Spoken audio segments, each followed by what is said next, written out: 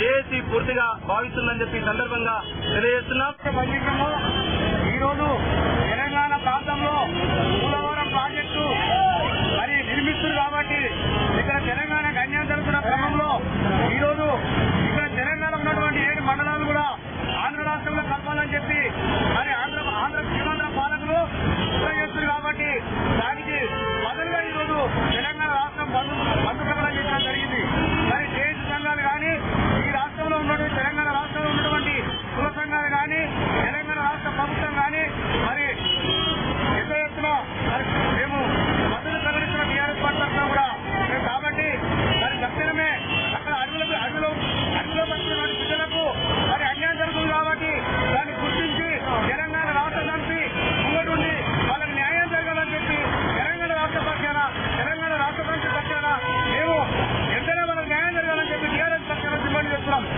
విలీనమైనటువంటి 7 మండలాలను గిరిజన సంస్కృతి నమ్ముకొని బతున్న బిడ్డలు భూమి నమ్ముకొని అక్కడ అడవి సంపదను నమ్ముకొని బతున్నటువంటి గిరిజనులను ఇలా కుట్రపూరితంగా ఉండి ప్రాజెక్టు మీద వాళ్ళు కట్టుకొని వాళ్ళు నీళ్లు తెచ్చుకోవాలని కుట్రపూరితంగా ఆందోళనలో ఈ కుట్రలో భాగంగానే పోలవరం ప్రాజెక్టును అక్కడ నిర్మాణం చేసుకుని ఆ నిర్మాణం ద్వారా వాళ్ళ ఆంధ్రాకు నీళ్లు తీసుకుపోయే పరిస్థితి వాళ్ళు పోలవరం నిర్మాణం చేసుకోవడం జరుగుతుంది కనుక అక్కడ ఉన్నటువంటి గిరిజన భూమిపుత్రులు కూడా ఈ రోజు 200 గ్రామాలు భూమి వాటర్లో మునిగిపోవడానికి పరిస్థితి గౌరవపూరితంగా ఉన్నటువంటి ఆంధ్ర పాలకులైన చంద్రబాబు నాయుడు అదే సంబంధించినటువంటి వెంకయ్య నాయుడు ఇలా బీజేపీ ప్రభుత్వానికి వెన్నంట ఉండి ఇలా ఆంధ్రకు తెలంగాణకు మనకు అన్యాయం చేస్తున్నటువంటి వెంకయ్య నాయుడు కానీ చంద్రబాబు నాయుడు కుట్రలను మనం తెలంగాణ వాదులము ఎండగట్టి వాళ్ళను అడుగడుగున వెంటాడే పరిస్థితి మన తెలంగాణ వాదులకు ఉంది కనుక ఇకనైనా వాళ్ళు ఈ తెలంగాణ ప్రజలను మనోభావాలను గుర్తించి గిరిజనులను కూడా మనోభావాలను గుర్తించి ఏదైతే మీరు తీసుకున్నటువంటి పోలవరం ప్రాజెక్టు డిజైన్లు మార్చుకోవాలని మేము తెలంగాణ ప్రజలందరూ డిమాండ్ చేస్తున్నాం. ఈ డిమాండ్ కూడా మేమందరం ముఖకంఠంతో జిల్లాల ప్రజలు కూడా అంతేకాకుండా పక్క రాష్ట్రమైన ఛత్తీస్గఢ్ తర్వాత జార్ఖండ్ కూడా ఇప్పుడు ఇలా అన్ని రాష్ట్రాలు కూడా ఇలా బంద్లో పాల్గొని ఖండనిస్తుంది కనుక దీని అందరికీ సంపూర్ణ మద్దతు.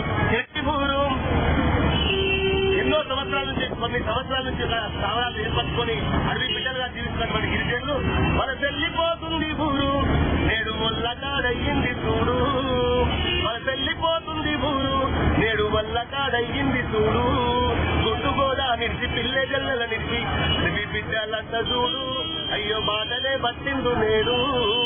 మరి పోలవరం కట్టడం వల్ల చాలా ముప్పు జరుగుతుంది. ముప్పు ప్రాంతాల్లో ఉన్నటువంటి 7 మండలాలు కూడా ఇలా వలసెళ్లిపోయేటువంటి పరిస్థితి ఏర్పడుతుంది.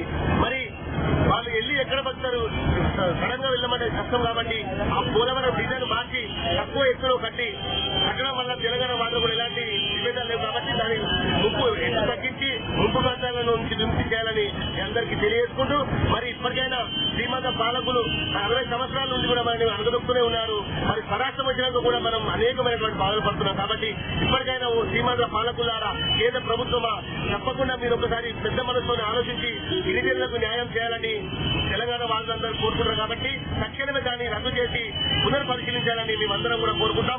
జై తెలంగాణ కోరుతున్నాము. మరి పోలవరం ప్రాజెక్ట్ అయితే మరి మనకు వచ్చే గిరిజనులని మరి అందరూ కలుపుకొని వాళ్ళని కూడా అన్యాయం చేస్తున్నారని మరి తెలంగాణ వాళ్ళు అందరూ మండిపడుతున్నారు. మరి ఇదే విధంగానే మనకు ప్రతి రోజు కూడా ఎప్పుడైనా కూడా ఏది జరిగిన తెలంగాణ మనకు వచ్చినా కూడా మనకు నడవకుండా స్వతంత్రంలో నడవకుండా కూడా ముళ్ళకంచెలు వేసేసి మరి ఎన్నో ప్రాంతాల్లో మరి అడ్డగిస్తున్నారు కాబట్టి ఈ రోజున మరి ఇదే రోజున మనకి పోలవరం ప్రాజెక్టు మనకు వస్తుందని ప్రతి గుండెలలో అందరికీ మండిపోతుంది కాబట్టి తెలంగాణ బాధలు మరి రోడ్డు తెచ్చే పరిస్థితి ఇవాళ వచ్చింది. మరి కేసీఆర్ ప్రభుత్వంలో మరి ఈ రోజు కూడా మనదని తెలంగాణలో ఈ రోజు కూడా మనకు హక్కు లేకుండా మరి తెలంగాణ పోరులో మరి బిడ్డలందరికీ పోరెత్తి మరి రోడ్డు పెట్టినందుకు వాళ్ళకి అందరికీ హృదయపూర్వక ధన్యవాదాలు చెప్తూ పోలవరం అంటే ఎవరిది? ఓన్లీ తెలంగాణ వాళ్ళది.